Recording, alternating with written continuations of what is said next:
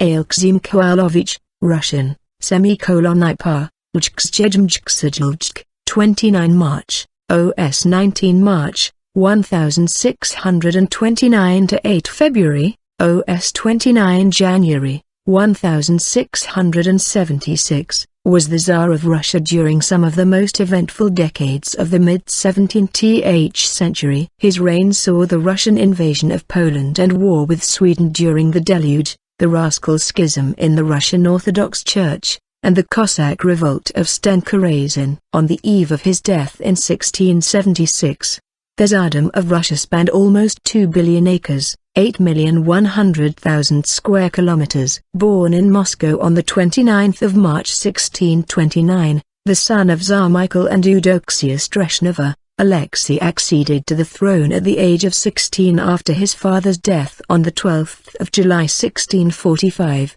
He was committed to the care of the boyar Boris Morozov, a shrewd and sensible guardian sufficiently enlightened to recognize the needs of his country, and by no means inaccessible to Western ideas. Morozov's foreign policy was pacificatory. He secured a truce with Poland and carefully avoided complications with the Ottoman Empire.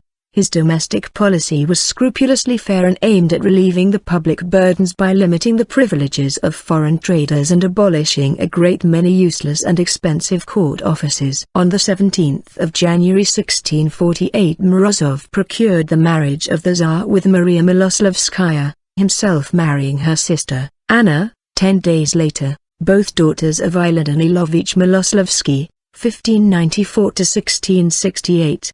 Morozov was very unpopular, however, regarded as a typical self-seeking 17th century boyar, and was generally detested and accused of sorcery and witchcraft. In May 1648 the people of Moscow rose against them in the so-called Salt Riot, and the young Tsar was compelled to dismiss them and exile Boris to the Kirillo-Belozersky monastery. 4 months later, Boris was secretly allowed to return to Moscow, where he subsequently managed to regain some of his lost power.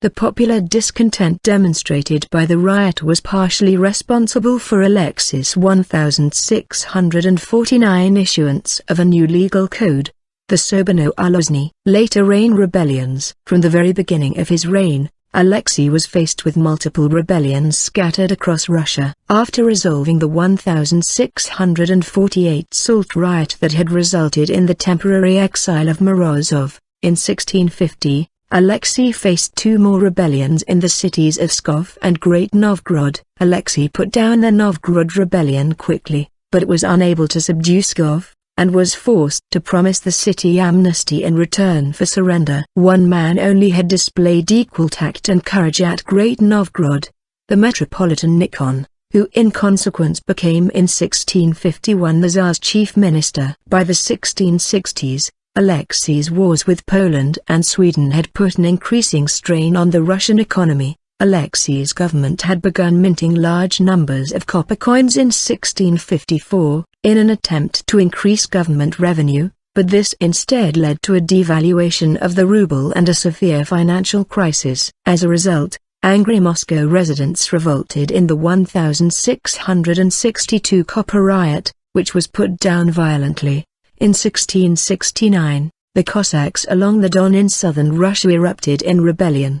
The rebellion was led by Stenka Razin, a disaffected Don Cossack who had captured the Russian terminus of Astrakhan. From 1670 to 1671, Razin seized multiple towns along the Volga River. The turning point in his campaign was his failed siege of Simbirsk in October 1670. Razin was finally captured on the Don in April 1671, and was drawn and quartered in Moscow. In 1653 the weakness and disorder of Poland, which had just emerged from the Khmelnytsky uprising, encouraged Alexei to attempt to annex from her rival the old Rust lands. On the 1st of October 1653 a National Assembly met at Moscow to sanction the war and find the means of carrying it out, and in April 1654 the army was blessed by Nikon, who had been elected patriarch in 1652. The campaign of 1654 was an uninterrupted triumph, and scores of towns, including the important fortress of Smolensk, fell into the hands of the Russians. It was also during this war that Ukrainian hetman Bogdan Khmelnytsky appealed to Tsar Alexei for protection from the Poles, and got it in the form of the Treaty of Pereyaslav, which brought about Russian dominance of the Cossack hetmanate in left bank Ukraine. In the summer of 1655, the sudden invasion by Charles X of Sweden for the moment swept the Polish state out of existence, in what became known as the Deluge. The Russians, unopposed, quickly appropriated nearly everything which was not already occupied by the Swedes, and when at last the Poles offered to negotiate, the whole Grand Duchy of Lithuania was the least of the demands of Alexei. Fortunately for Poland, the Tsar and the King of Sweden now quarreled over the apportionment of the spoils, and at the end of May 1656 Alexei, encouraged by the Habsburg Emperor and the other enemies of Sweden, declared war. Great things were expected of the Swedish war, but nothing came of it. Dorpat was taken, but countless multitudes were lost in vain before Riga. In the meantime Poland had so far recovered herself as to become a much more dangerous foe than Sweden, and, as it was impossible to wage war with both simultaneously, the Tsar resolved to rid himself of the Swedes first. This he did by the Peace of Cardiff, the 2nd of July 1661. Whereby Russia retroceded all her conquests. The Polish War dragged on for 6 years longer and was then concluded by the Truce of Andrusovo,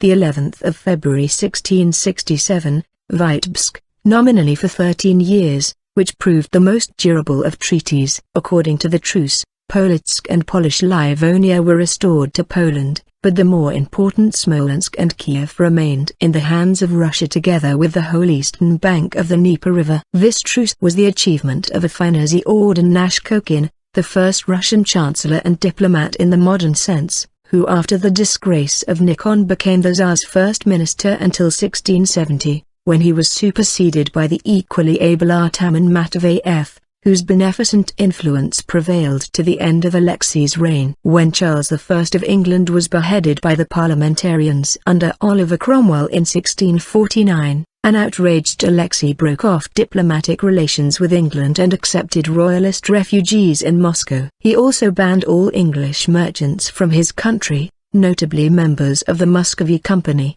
and provided financial assistance to the disconsolate widow of that glorious martyr, King Charles I.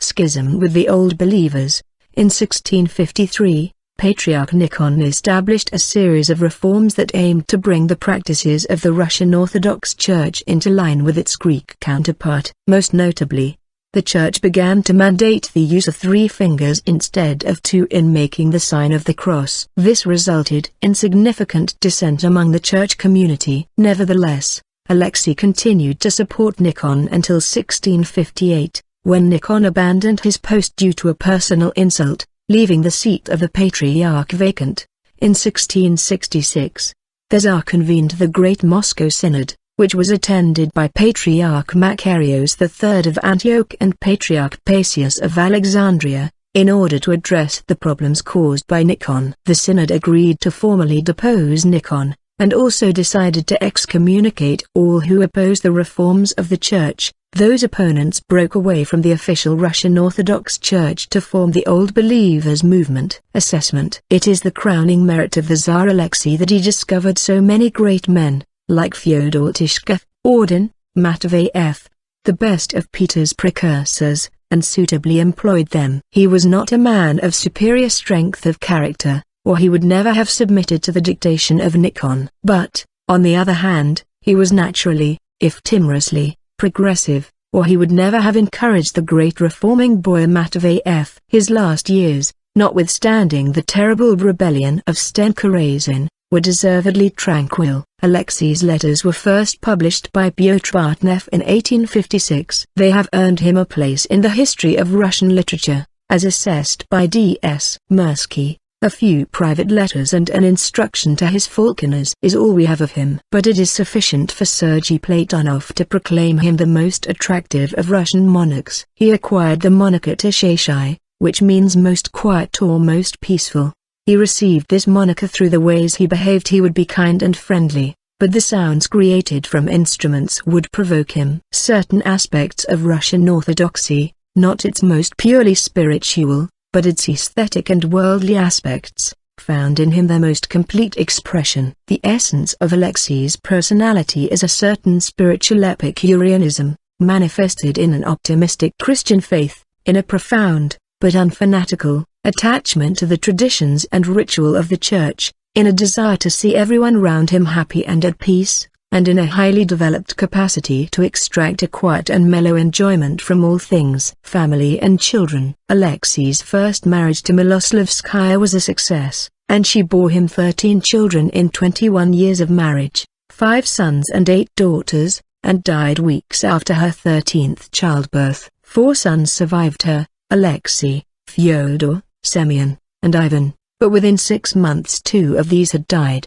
including Alexei, the 16-year-old heir to the throne.